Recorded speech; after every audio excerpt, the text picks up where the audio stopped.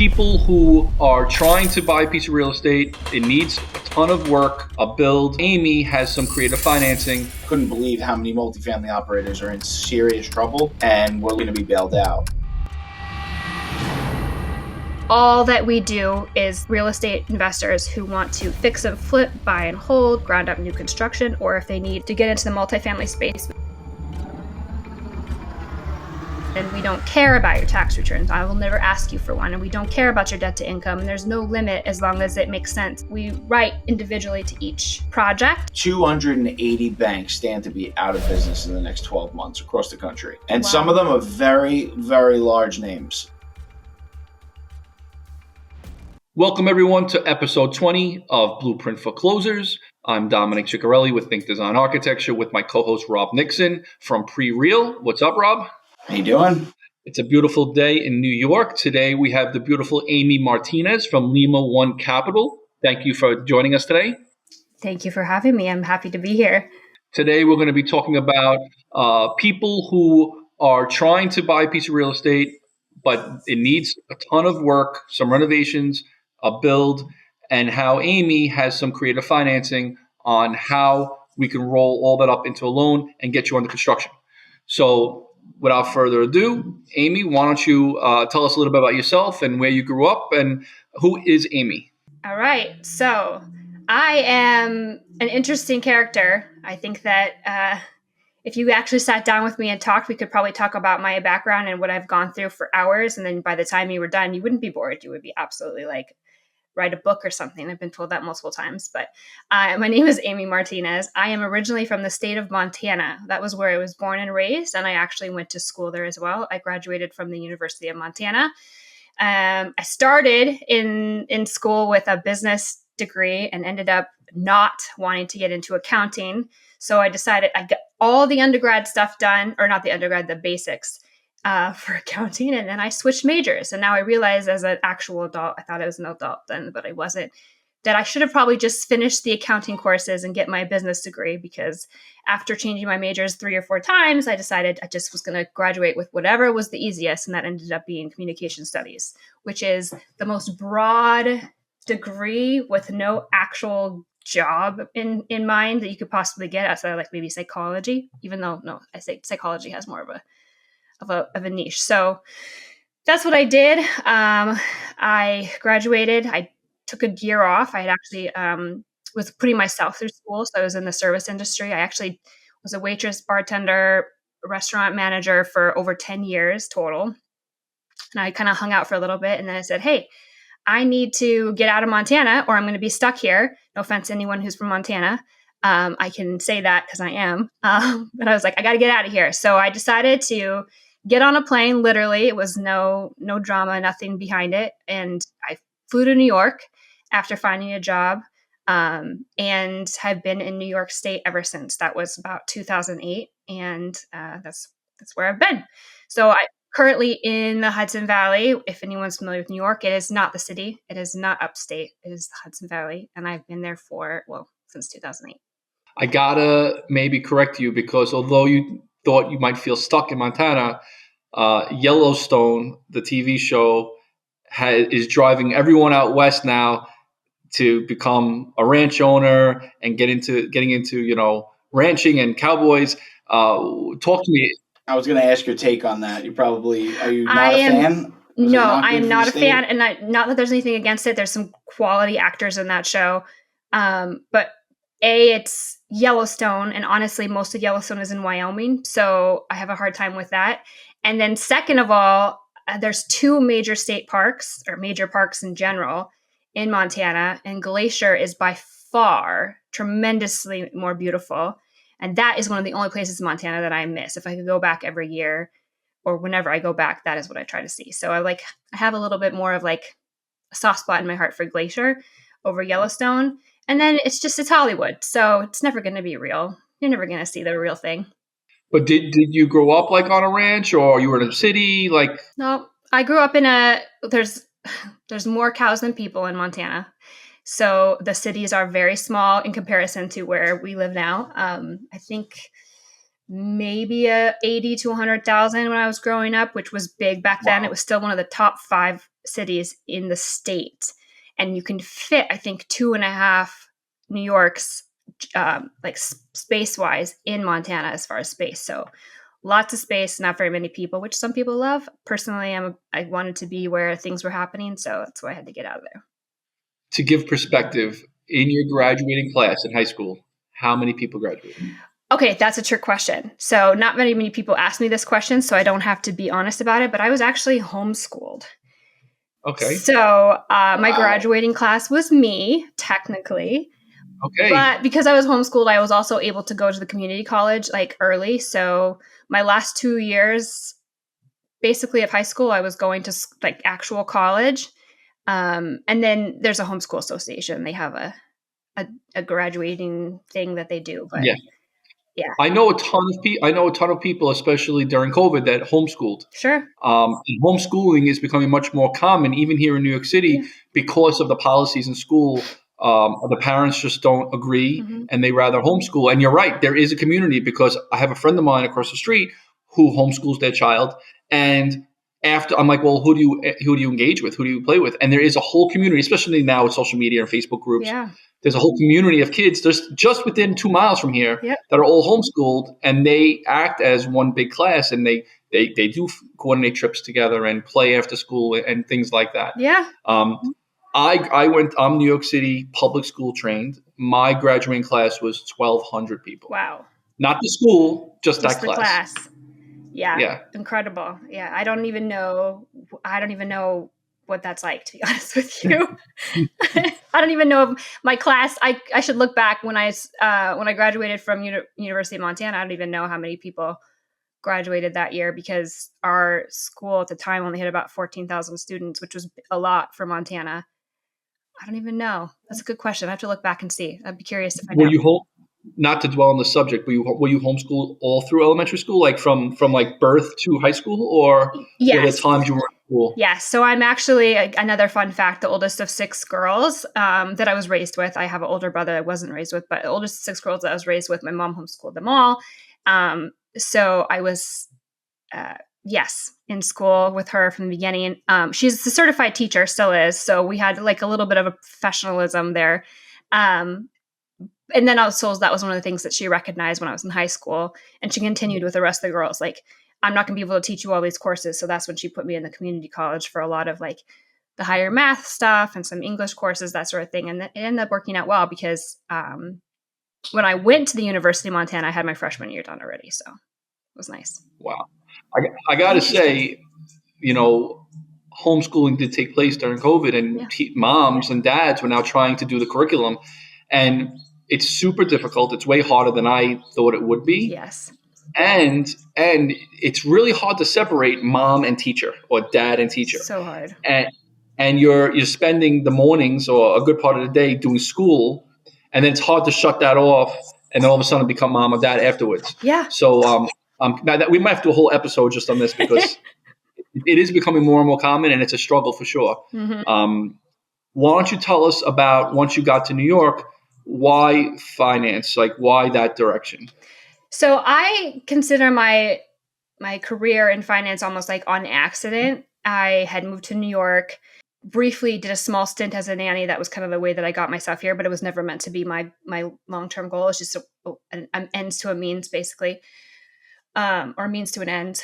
And I stupidly, I always call myself young and dumb, fell for a recruiting, what do you call it, stitch or whatever. Like, it was basically really, really, really brilliant for people at my age who didn't know any better. And now, mind you, this is 2008. So I also had no idea that we were going through a housing crisis, that a financial crisis in general. Like, that's how, what I call myself, young and dumb, I was.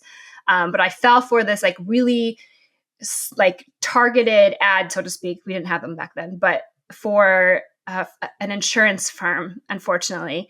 And it sounded amazing. It sounded like I was going to make all this money. I was wanting to boost my life, do something fantastic. So I fell for it. I got involved in an insurance agency very early on. And it ended up being one of the hardest things I've ever done because there's a 99% turnover in insurance because of how difficult the field is to like progress, especially in the first couple of years. But I had moved to New York. I was by myself. It was me, my cat, and an air mattress. Like literally that was it. All my stuff that I had back in school was still in a storage unit back in Montana, and I wasn't going to move it because I had no idea what the heck I was doing with my life. And I got into this insurance thing, and it was hard. Like that was where I learned to like really grind and hustle. I was making up to 500 calls a day. We were using like just the dialer. We didn't have automatic dialers back then. Not that I use one now, but people use them nowadays.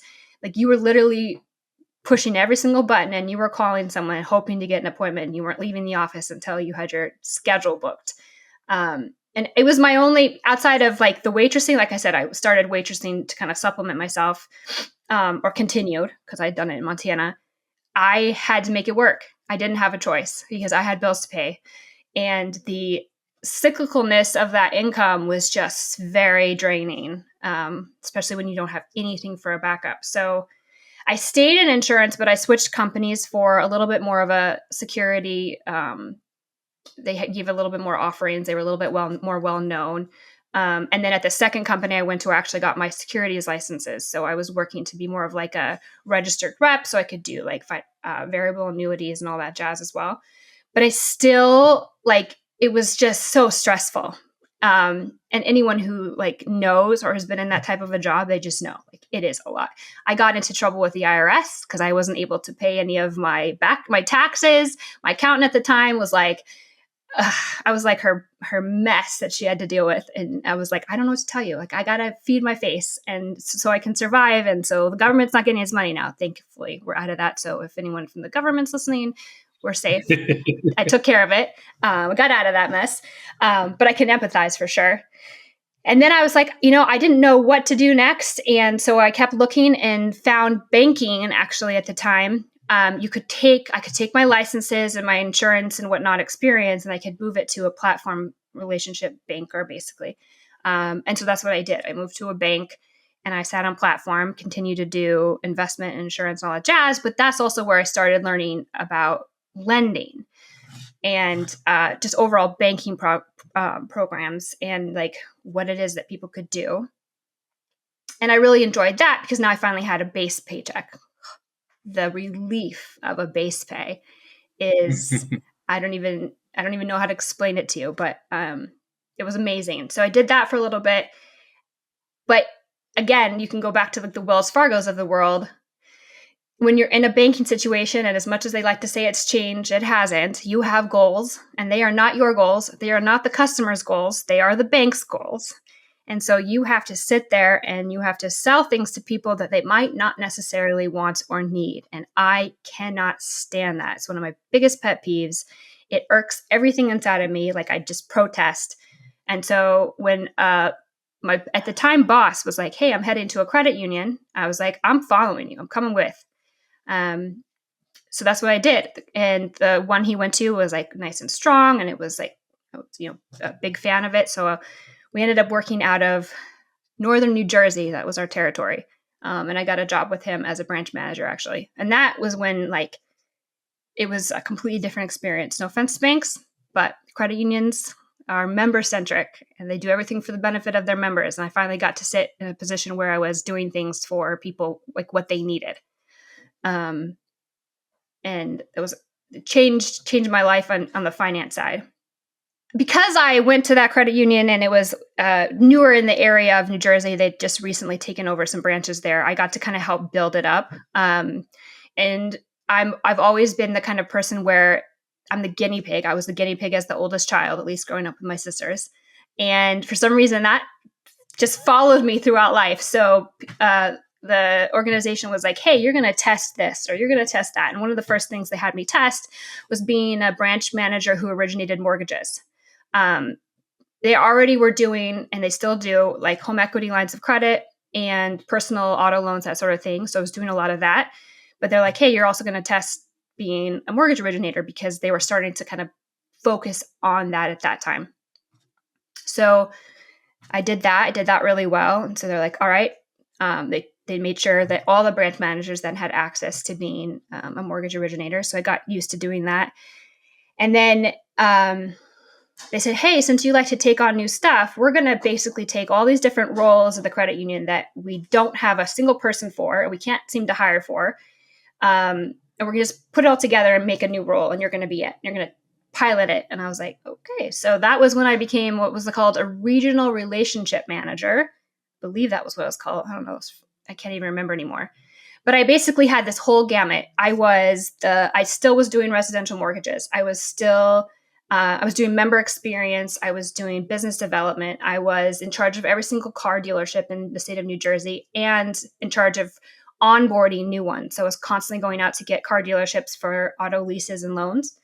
And then there was no commercial lender in that state either. So I said, hey, you're going to do this as well. So I'm basically all these different hats, trying to increase business, really hitting the ground, like hitting the pavement, basically. I think I've driven up to 400 miles in one day before, like just burning, trying to get business going. And I did it well enough that they then duplicated that role. It's still a role they have to this day that they've like passed on to other people. And they said, hey, since you've kind of like proven the concept, so to speak, what do you want to do next? And I really liked commercial lending out of everything that I was doing. So I then transitioned into a true commercial lending role. That was kind of the beginning of the end for me.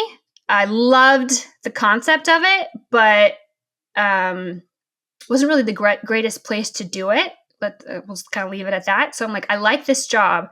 I can't go any farther in the credit union. I've kind of exhausted everything I can do down here. What do I do next? So I hired a recruiter, and the recruiter then found me this place. It was called Finance of America Commercial. Got a job with them thinking, hey, I'm going to do commercial lending. And all of a sudden it was like, no, you're actually going to do private, almost basically hard money, but for a private institution and strictly for residential real estate. So it was a completely different concept for me. I just finished I just went through all these extensive courses in like business lending for credit unions and all this jazz. And I said, no, you're going to do this. And didn't even know it existed. And I've been in this space for a long time. And I liked it. So I was like, hell yeah, let's do this. And so I was, building my business. And then anybody who knows kind of a little bit of the history of that company, it went out of business. So I had to pivot. And the year of pivoting was last year, 2023. It was a nightmare. It was one of the worst years ever, outside of when I had to hustle for pennies as an insurance agent. But I stayed. I liked this space. I am a itty bitty little like real estate investor myself. So it was like interesting to me. If I had to come back as a different person, I'd probably be a real estate attorney, minus the school. I hated school. So I'm like, yeah, I like this space, so let's find something else. And then through the process of elimination, finally was able to land a job. Thankfully, I never thought that I'd have the opportunity to work for Lima One, but I was able to do so. And I started back at Lima One in October. So I'm in the space that I like. It's the best thing I've done out of all the different financial aspects that I've touched. That's kind of like, it's a long story, but it's an interesting story. And it's kind of how like I landed where I'm at now. I love it. So Lima One, $2.6 billion last year in sales, direct lender for private institutionalized money. What are some of and you're in business development, you're writing loans yourself. So what are some of the things that they offer? What are the programs like? What are the trends you're seeing in general? I think, viewers would really love to hear about So that. Lima One Capital actually has a cool history themselves. I'll just kind of like focus on that for just a second. They were actually started back in 2012 by Navy SEALs, which I always like to throw out there because Lima One itself, that word, like nobody knows where that comes from. Some people say we're from Peru. Other people call us Lima. It's Lima One. We're not a lima bean. And it comes from the Navy SEALs that started us. That was actually the name of their unit. So they wanted to pay homage to that, which I think is super cool to know that we have like this veteran background. That is really cool. They have since retired. So they're not part of the business anymore, but we definitely kept the name to keep that legacy alive. And since 2012, we've been working exclusively with residential real estate investors. And we've been doing so across the whole United States for 46 states. So we're in 46 states currently. And all that we do is with, like I said, real estate investors who want to either fix and flip, buy and hold, ground up new construction, or if they need to get into the multifamily space, we have a stabilized bridge program or a one that has some CapEx. So if you're dealing with some bigger projects, we have a pretty unique program there as well. But basically, our goal is to help overcome traditional financing hurdles and help investors build long-term wealth through real estate investing. That's like what we've done since the beginning, and that's what our goal is going forward. Our goal this year as a company is to do $3 billion in funding, and then like I'm trying to work personally on doing over 40 million. So that's like my nut to crack, so to speak.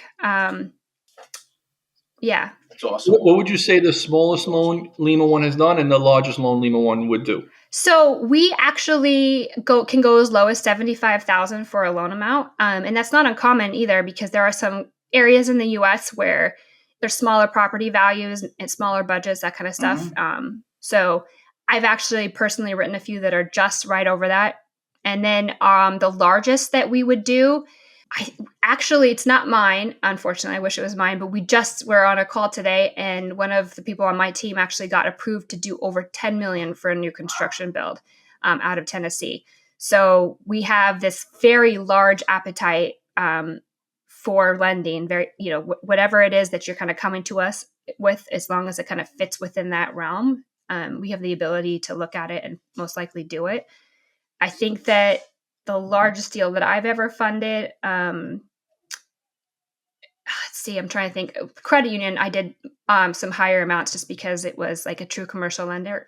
But here, it's definitely at right over 2 million, I think, is what I've done. And for those, those that don't understand, so if someone's looking to buy a property that needs work, you'll come in, lend the money for both the purchase and the renovation, the rehab, and then it converts to like a traditional mortgage afterwards. So sort of. Yeah, or are you guys more of a bridge? We actually have both. So we have the ability internally to take what we do on our fix and flip new construction programs. It's the same lending parameters, the same property types, to then also convert it to almost like a buy and hold mortgage. So it's a 30-year fixed.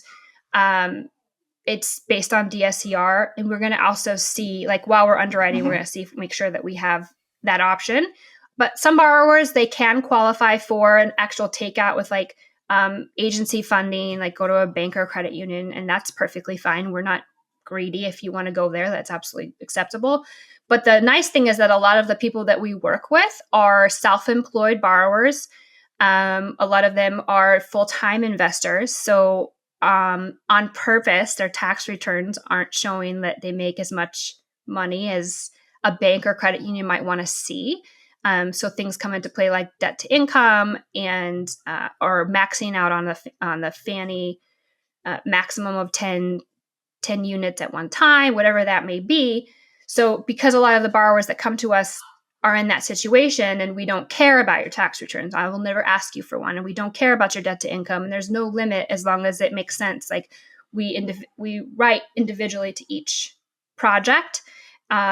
We don't need to look at global cash flow like a lot of places do, because that's not how we operate. A lot of times they don't end up going to agency or bank debt because they need to stay with us. We have that ability to then refinance into a DSCR with the same lending parameters, if not asking for all that jazz.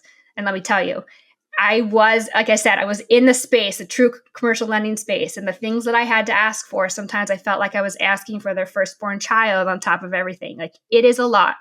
So when someone says they want to do that, by all means, I don't argue. If you want to go through that, great. And if you can qualify, absolutely. But there's either people who can't, or there's people who don't want to. And those are the people that I can shine for. Well, it's very difficult to go the conventional way, right? I think you said it makes sense, right? Like I've been preaching this for years. It just makes sense lending, right? That whole debt to income model is absolutely broken, in my opinion. I mean, and if you are an investor, especially, right, you need to be able to be nimble, move quickly, and you can't do that often on a regular bank timeline. So lenders like yourself become really valuable. So I've been on both sides of this. I actually just arranged a $12 million private construction loan for somebody actually in New Mexico.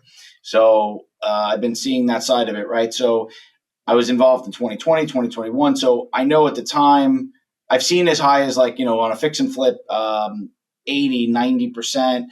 90% of the work, and they'd go off to like the after repair value, and rates were at the time like 9%. I mean, what are you seeing now? Is it gotten crazy? Have the LTVs changed a lot? I mean, I would say that if you were to talk to me a couple years ago, before I think it was the middle of 2022 when things started kind of starting to tighten up. Back then, it was like it felt like free money, and it kind of was, considering like the past that our nation's been through, and probably what we're going to see going forward. Mm-hmm. I wouldn't necessarily say. I mean, the rates again aren't reliant on what the true like the residential mortgage market's doing. So you're not going to see the fluctuation in our rates like you would if you're going to go buy your primary or secondary home. People are always like, what are the rates doing today? I'm like, they're the same as they were last week. Like, we don't change them like people change their underwear. Like, they pretty much stay consistent. We have a really good capital markets team. We're looking to get a certain return in the REIT that owns us, and that's what we're focusing on. But then again, it's not that they're not the same as they were a couple of years ago. They're definitely higher, but the way that we underwrite is based on experience. You're going to get better rates and leverages on the more projects that you've done. It's almost like a way of kind of proving your worth. We definitely like to, the more that you've done, the easier it is to trust that you can complete the project, because it's in everybody's best interest for you to make money, especially in a rehab or new construction. So we're definitely going to make sure that's there. And then even if you're just going into a buy and hold, we want to make sure that your income generated covers your expenses, because the last thing that Lima One wants to do is take over your property in the end. Like, that's a huge difference between us and like other like true hard money lenders. Is we want to earn your interest, not take over your property. But as far as like what rates and leverages look like, we try to be the top of the barrel. Is the top of the barrel the best? Let's go with top of the barrel. Our goal is to be the premier place that residential real estate investors come to for financing. So especially if you've got some experience, like that's really where we shine. We can go all the way up to 92.5% blended loan to cost, which is huge. And we will give like a minimum of like barely 10% down, especially for our higher borrowers. And our interest rates aren't really that bad. I mean, if you're looking at what prime is right now and you compare it to like what banks are offering and whatnot, and what your credit card statement is probably looking like right now, our base of 9% is nothing. And their interest only, That's not bad at all. They're fantastic. And then the other thing that really we understand too about real estate investors is it's rarely about the rate. Like, in the end, rate is important. But when I'm talking to a true investor or somebody who I know knows what they're talking about, like, if rate doesn't ever come up in the conversation, that's actually a good sign for me. Not that we don't have a great rate, but because I know it's not about that when they're looking at a project. They're looking at how quickly can you fund? What kind of money are you giving me at the closing table? How am I getting my money during the project? And how quickly can I finish this and not have it, not have to pay more than necessary? And one of the great things about Lima One is that we do not outsource our construction management. We actually don't even outsource our servicing. So if you came to us and you were just a buy and hold guy or girl, you would get your loan with us and you would still have the same people at Lima One talking to you for the rest of that 5, 10, however long you kept that 30-year loan. So it's huge, because a lot of times you're doing that and then the company is selling it off, and I have this my own. You don't sell off your primary, nope, your don't permanent sell them loans off. So you're stuck. You're with us. We service them for you, and that's it. You're stuck with us. Basically, is how I like to say it. You keep saying residential loan, so I just want to, for the viewers, where does residential as defined for Lima One start and end? Up to how many families? So we do all of our real estate that we focus on has a residential aspect to it. That being said, it's not for the borrower to move into. So it's always non-owner occupied. So if you're going to buy and hold, that means somebody else is moving into it. You're renting it out.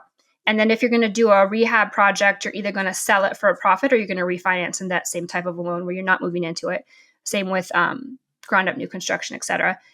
So we'll do 1 to 4 families. We'll do townhouse PUD, trying to think of what else, condos.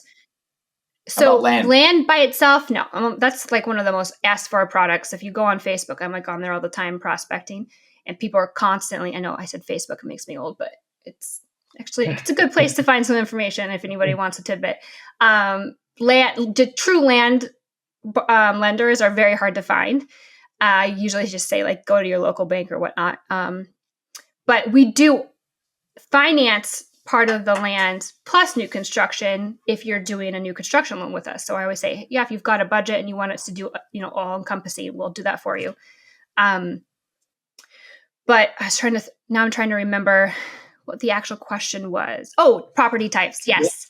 So 1 to 4 family, you'll do townhouses. Yep, townhouses, PUDs, condos. We will do 5 to 9 on our fix and flip if you have the relevant or applicable experience.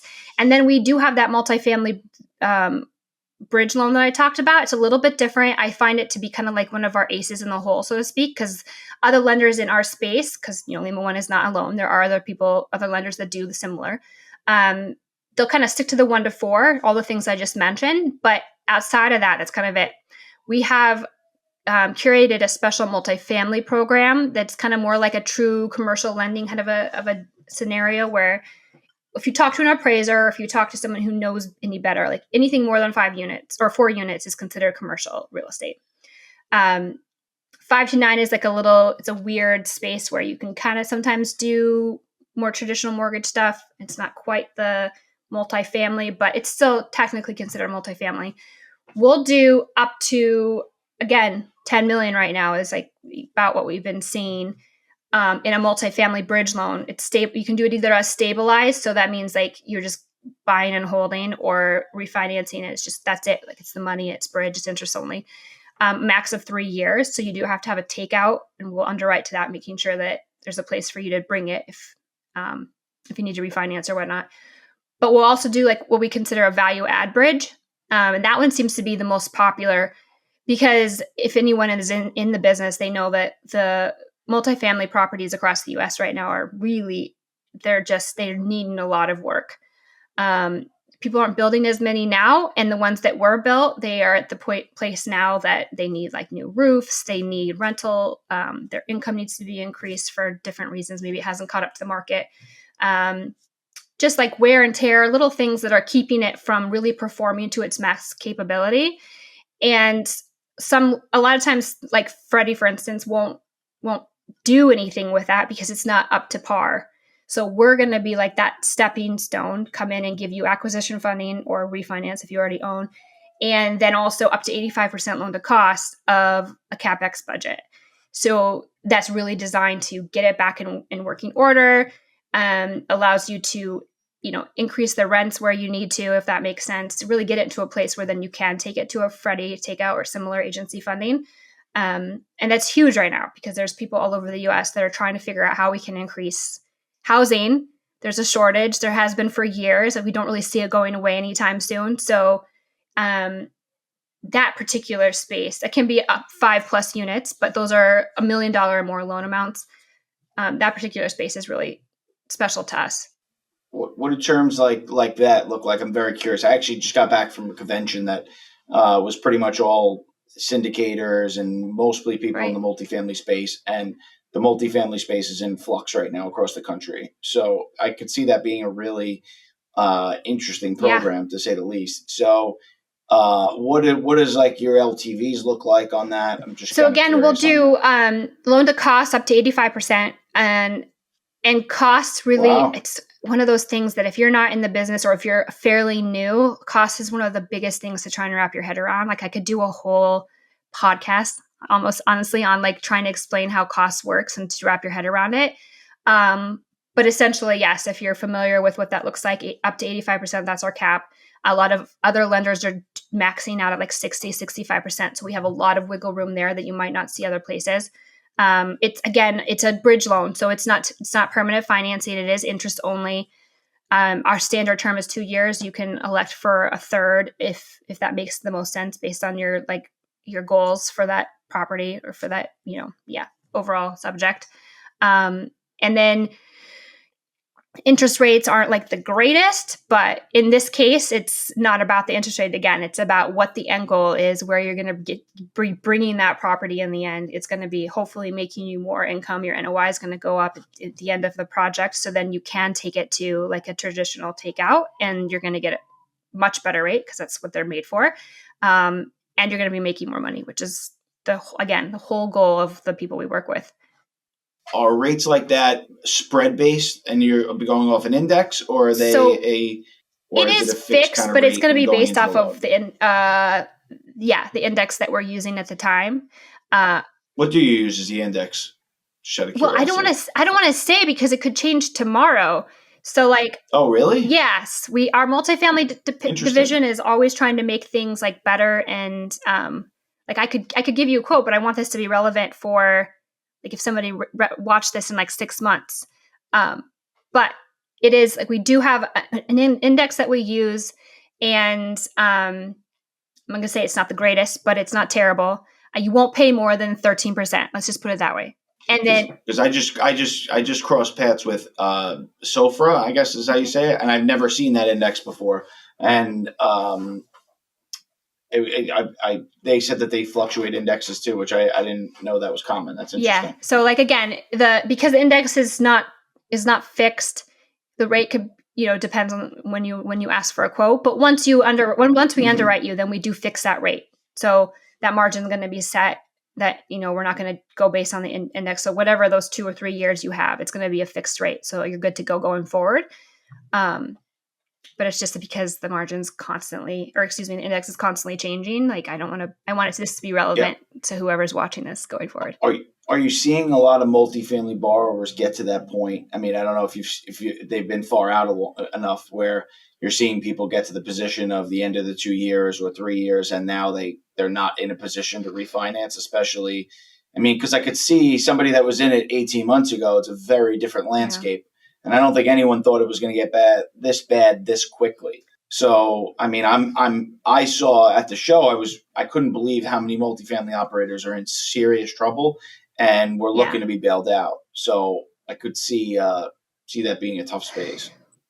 It is, and things have definitely changed, especially if you have CapEx and you're having to worry about like the budget being applicable from what it was when you first did it. Oh, that's a good point. I didn't think of that. That's a good point. Yeah, so your budget is definitely different than it was a year or 2 years ago.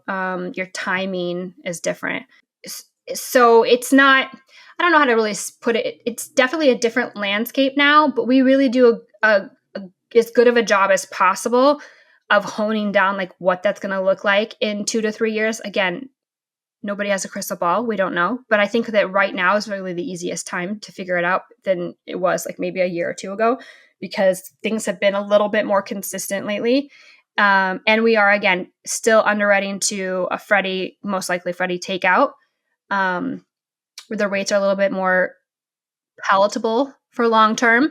And we're making sure that, again, this goes back to just not just the multifamily, but in general. In this industry, we're seeing a tightening on what we will lend to according to an ARV value. And that's hard for investors right now because they're like, no, I know it's going to be worth this. I know it's going to be worth that. But we really have to go based off of the fact that even though it wasn't a huge inflation, the last couple of years have inflated property values a little bit more than what was normal. And we don't necessarily think that it's too high. But that being said, we don't really have, this is what it's done in the past. Like what we're going through now, there's no precedent for it necessarily. Very true.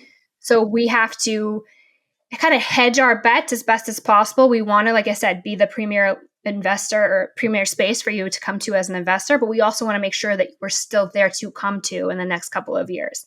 And that's one of the reasons why we've been successful, is because we're really trying to give you as much as we possibly can, but also make sure that we're not putting ourselves in a bad spot where we have to be taken over like some of the Civics or the FACOs of the world or what have you.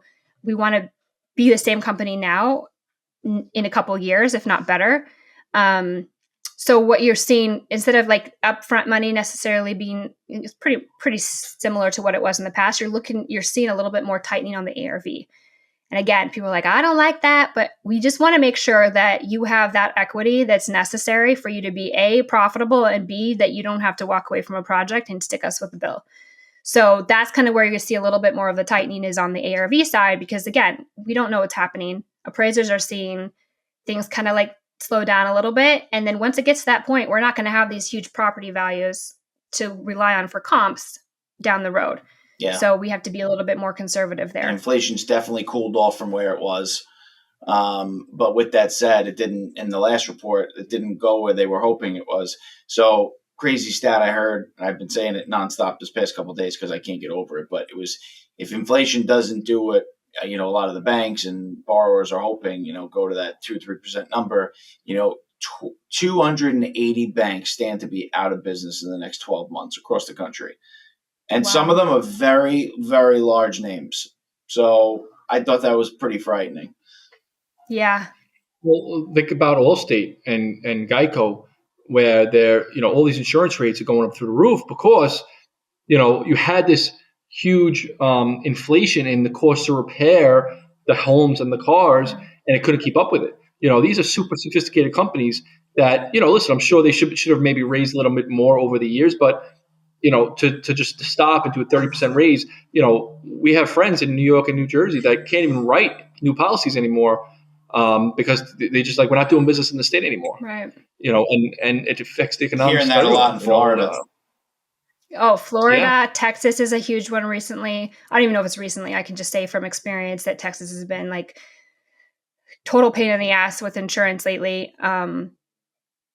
Definitely Florida for sure. And then you just got other places where like there's a lot of fish in the sea, but they don't always, they don't always have the 100%. best. But I think it's great for lender. I think that honestly, one of the safest places is lenders like yourself. Private back lenders that are really doing make sense lending. I think that's what's going to prevail ultimately. Yeah. Who when your phone is ringing, what's the most common person calling your phone? The most common person? Yeah.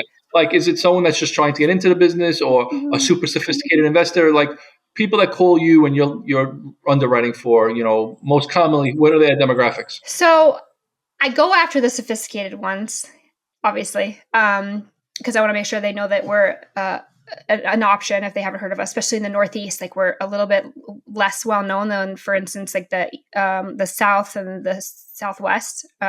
Over there, we're a lot more popular. Not popular, I shouldn't say it like that. Well known, just brand awareness is much higher there and lower where I'm at, which is a good opportunity for me because I get to be the face basically of Lima, the first one. And then if they're like, oh, I heard of Lima One and I know who to call, they're going to call me, which is exactly what I want. But I would say, like, one of the things that I love about Lima, and was one of the reasons why I really liked coming on board here, is we do work with new investors. So we have the ability to work with brand new, I call them baby investors, people who want to just kind of get started in the space. So that's fantastic.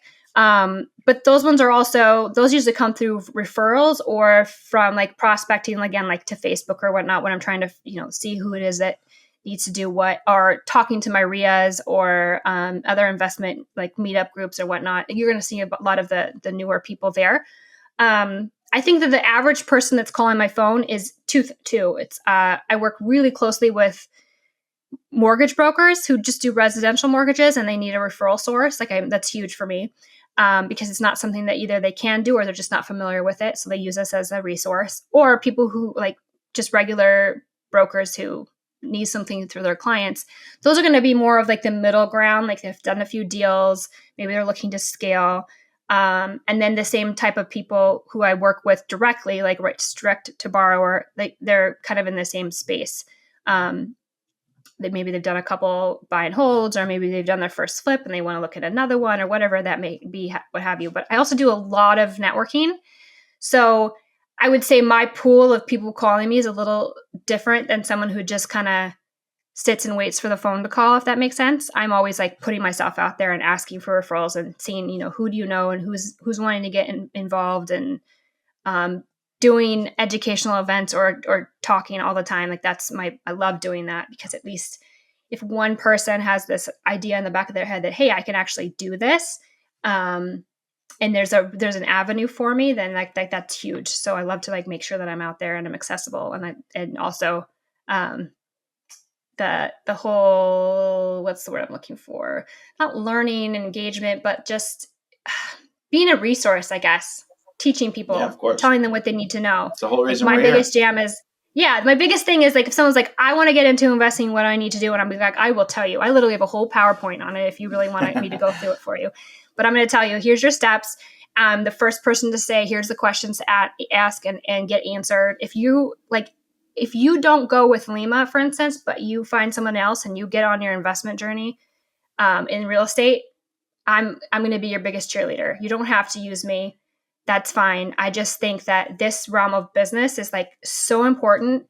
Like people talk to me all the time about, oh, you're saving for your kids' college. And I have 2 kids. They're very small. So I have a long time to save for their college. And my response to them always is, no, I am not saving for their college. If they want to go to college, they can do it on their own like I did. I am saving for their first home. Because when my kids are old enough to be able to get into real estate, I don't know if it will be accessible. That's my biggest accessible fear. Now. Correct. And so my goal not only is to build like passive income and a portfolio that can kind of be another, Forbes says to have 8 different avenues of income so that if one fails, you have the other 7 to back up, rely on. So that's checking that box for me. But worst case scenario, they get to the age where they can buy a house, and guess what? They don't have to buy one. I just give them one of the ones that I've already built for them, and built. Maybe I bought it or I truly built it, whatever that looks like. But that's what I'm working for. It's not their school. It's so that they have a place to lay their head when they're at that age, and that's not a hurdle for them. Because let me tell you, I don't want them staying in my basement. I love it. Yeah. Amy, this was an awesome conversation. And to go back to networking, that's how you and I met. Yes. And listen, I think that what your bank does is unique. I think there's a need for it. I think it's thinking out of the box, and everyone is really frustrated with traditional financing. Listen, kudos to you and to Lima One. Thank you. And we'd love to have you come back on and talk a little more and about the market as it's diversely changing every single day. Yes, we'll be sure absolutely. to put everybody, all your contact info, and maybe some of the loan programs you're doing, because I think that's super interesting for people. So thank you so much for being on here. We really appreciate it. And this was a lot of fun. Yeah, it was my pleasure. Thank you so much, Amy. Speak to you soon. All right, thank you. Take care.